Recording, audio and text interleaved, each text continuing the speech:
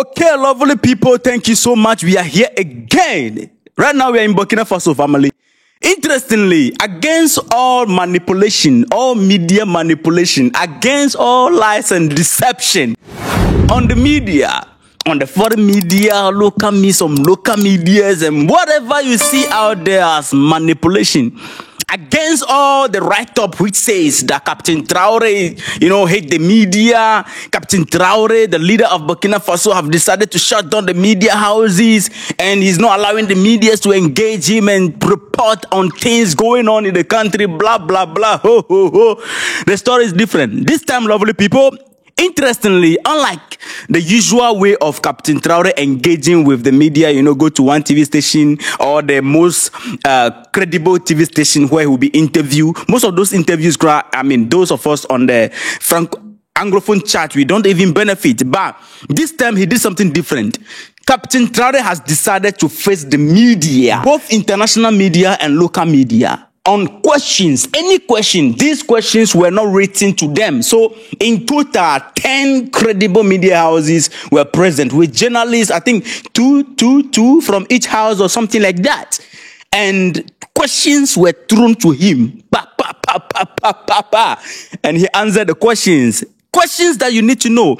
Because you see, in revolution, Traoré made us understand that you need to carry the people along. If the people don't understand what you are doing, you're going to have a problem on the way. But if you carry the people along, the people can see what you are seeing if you carry them along, which is the reason why Burkina Faso citizens today cannot be penetrated. Deception, the arrows of deception cannot penetrate the people today. Family, Traoré said something which is confusing all of us. Before I present you, this video is the part 1. Part 2 will come, part 3 will come, part 4 will come. I believe we can get, 4 sessions out of this particular interview. It is a long interview. I want the English community to actually benefit from it. Most of the time, we are not benefiting. So he said something, and this thing is trending on the Francophone chat the most. It's become a trending content on TikTok in particular. But the Anglophone community, we are not getting it. He spoke about black albino. He said, look, a time is going to come where we are going to have black albino. And he said, don't ask me the meaning. You will understand later. We are all confused. We are all confused. If you know anything about black albino, in the comment after watching the video, when we get there, you will see how he explained it.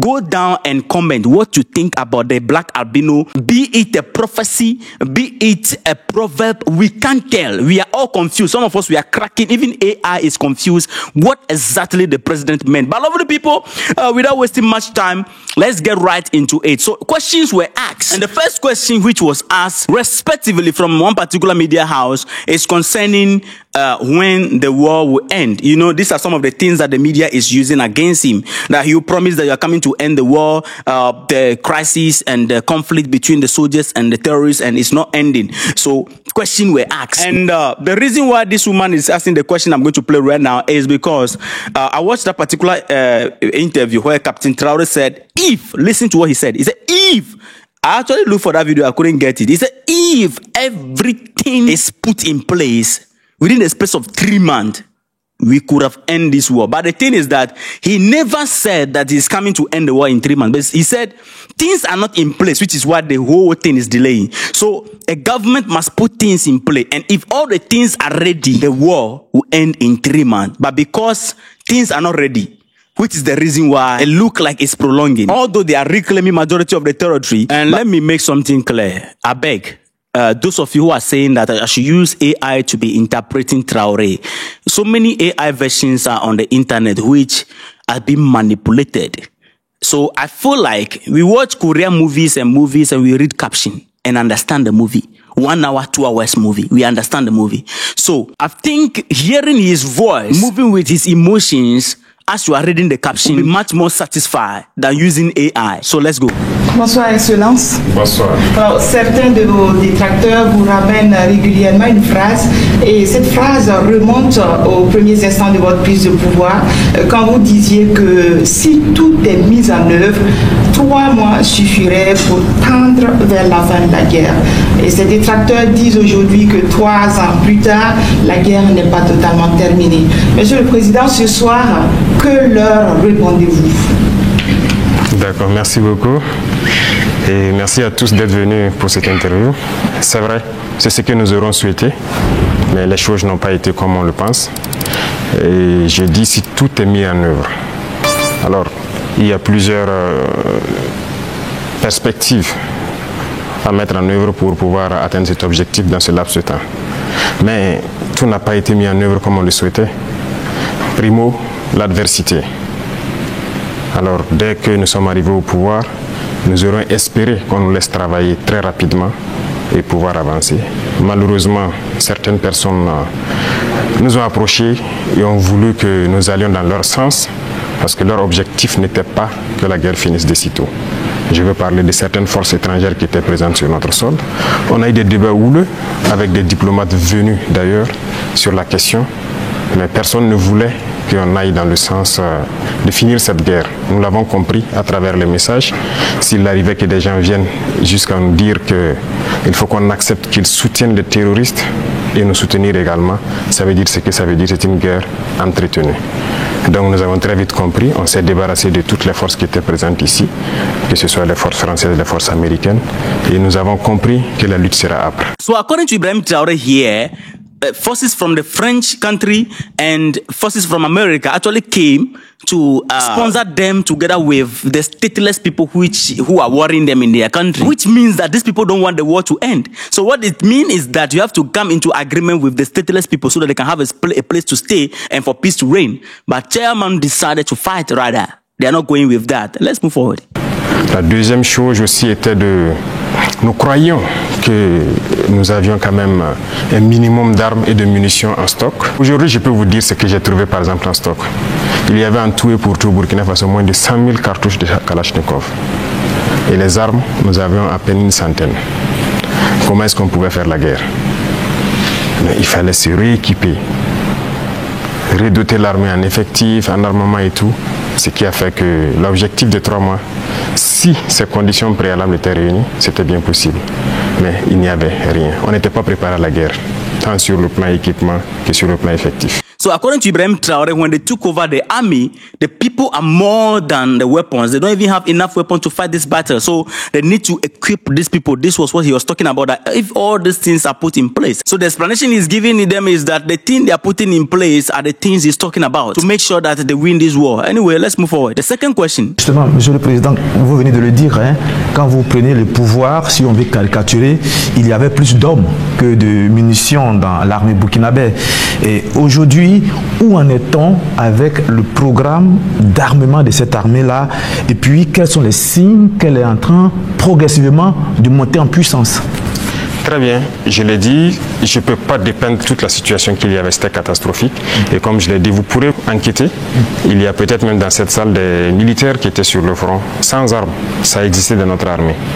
Donc ce sont des situations, on croyait que c'était juste, je ne dirais pas de la mauvaise foi, mais une situation incompréhensible. Pour nous, il y avait les armes et on refusait de les doter.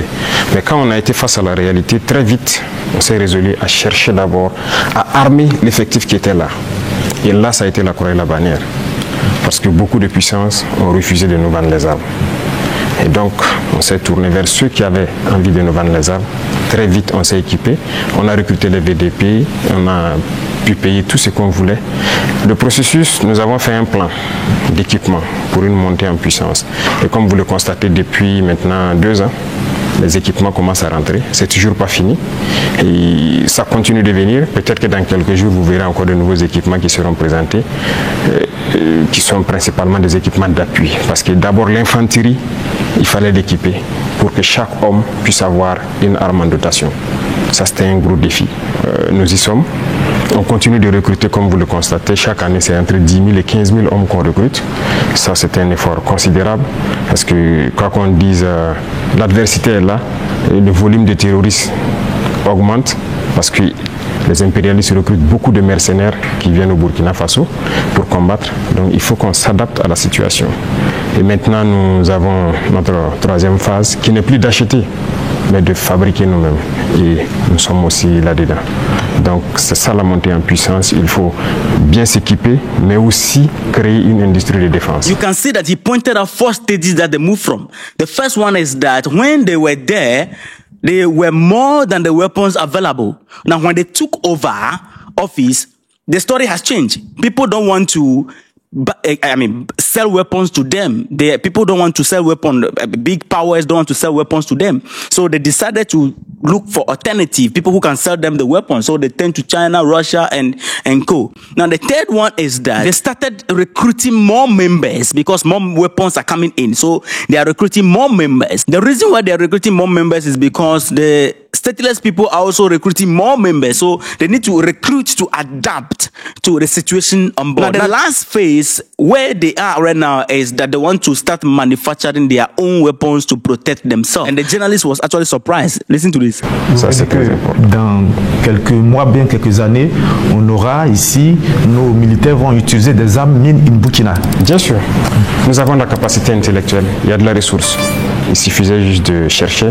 Et voilà. Nous sommes là-dessus. Vous serez surpris sûrement. Alors, Monsieur le Président, cette guerre, est-ce que nous pouvons la gagner? Est-ce que nous allons la gagner? Nous ne pouvons que la gagner. Qu'est-ce qu'on ferait? Soyez sûrs, nous n'irons nulle part et nous allons gagner cette guerre. Je vous ai dit que la menace mue beaucoup, mais nous nous adaptons. Et la force de l'armée burkinabé, c'est que c'est l'une des armées les plus résilientes au monde. La pression que le Burkina Faso a, et je ne pense pas que sur cette terre actuellement, il y a un pays qui a cette pression. Mais nous tenons, nos hommes se battent et nous nous adaptons constamment à la menace. Et nous comprenons d'où vient la menace, comment ça se manifeste, c'est ça le plus important. Et actuellement, je peux vous rassurer que bientôt, nous parlerons d'un albinos noir qui va apparaître. Et vous verrez. Ne me demandez pas de quoi il s'agit. Je pense que vous comprendrez plus tard. La guerre va finir et très vite. Now, the woman asked, are we going to win this war? He said, look, what are we going to do? We just have to win.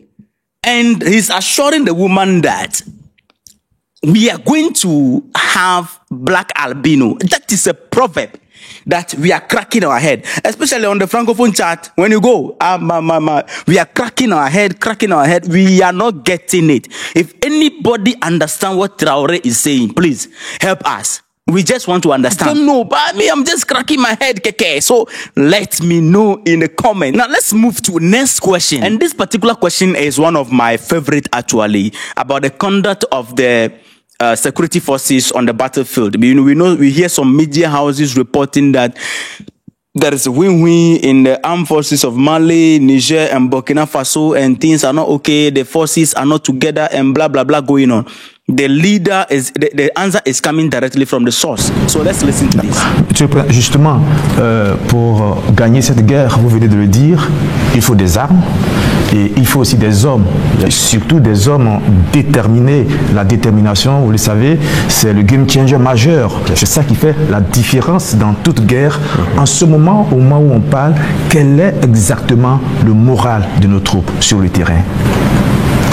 Vous avez très bien touché le cœur du problème, la ressource humaine, les hommes déterminés. Il ne s'agit pas juste de payer de l'équipement, il faut des hommes déterminés.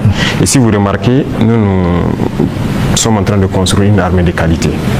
Et il n'est pas rare que souvent, lorsque nous jugeons qu'un chef d'élément ou bien une unité a failli à sa mission, qu'on les radie et qu'on les poursuive. C'est arrivé plusieurs fois et ça continuera comme ça.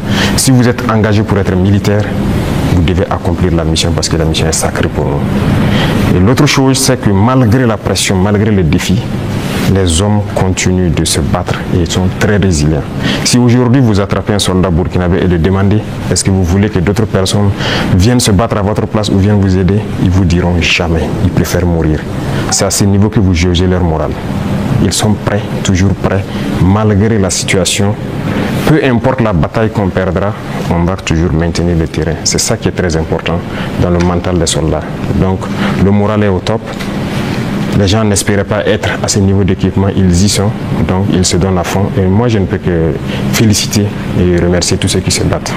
C'est très important. So, according to Ibrahim Traore, the army is united and very determined and they are ready to die for their country. So, all those channel publishing that there is win-win in the army and all that, please, it is false. It is not true. From the source, the army is united and determined. Now, Another favorite question here. I applaud the journalists. This journalist asks proper question.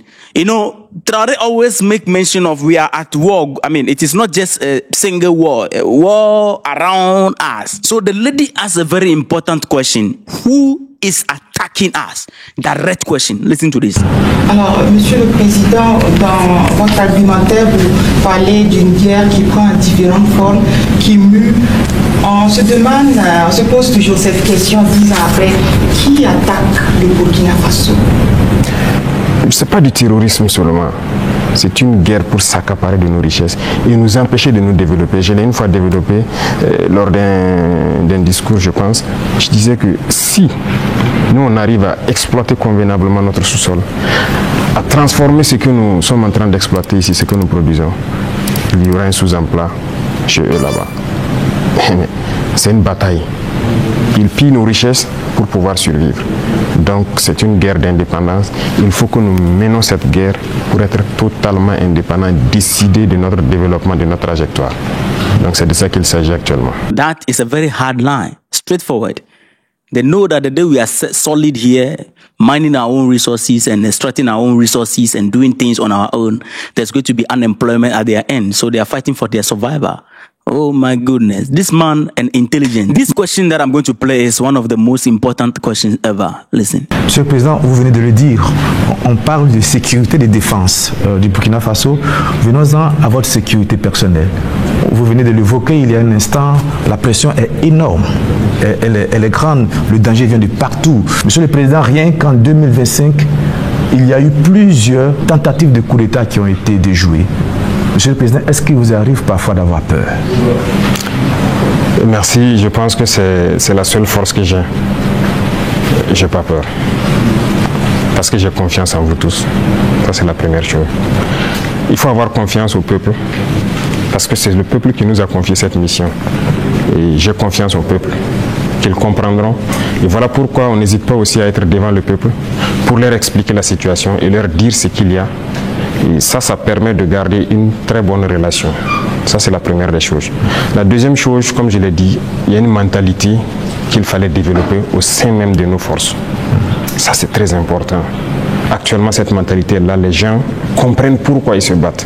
Vous prenez, il y a quelques années de cela, plusieurs officiers sur le terrain ne savent pas pourquoi ils se battent. Mais si nous savons pourquoi nous nous battons, qui nous avons en face et pourquoi il y a cette pression, les gens comprennent mieux.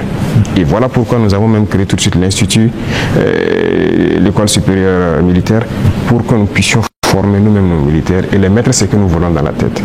Retenez une chose, si vous laissez vos forces être formées par d'autres puissances, ils les mettent dans leur tête ce qu'ils veulent. Ils les endoctrinent comme ils le veulent et c'est plus facile de les manipuler. Mais ici au Burkina actuellement, c'est ce qui fait mal d'ailleurs à beaucoup de puissances impérialistes, ils n'arrivent pas à pénétrer notre armée. Tous ces bataillons qui ont été créés, tous ces hommes qui sont là, personne n'est venu d'ailleurs les former. Nous sommes bâtis sur notre expérience terrain et nous les avons formés. J'ai personnellement participé à des entraînements de certaines forces au tout début. Donc ça c'est déjà une deuxième force. Et l'autre force est que si vous avez une mission, un objectif pour votre pays, vous ne devez pas avoir peur. Si vous avez peur, vous hésitez. Si vous hésitez, vous compromettez. Et une fois que la compromission est là, vous êtes foutu. This is very touching. He said he's not afraid to die. Looking at the fact that so many attempts have been made on him, he has confidence in the people. How many African leaders can point out and say they have confidence in their people? Politicians, we don't have confidence in them. They don't have confidence in us because they always lie to us. They always try to manipulate. But in Burkina Faso, that's not the case. He's being real to them.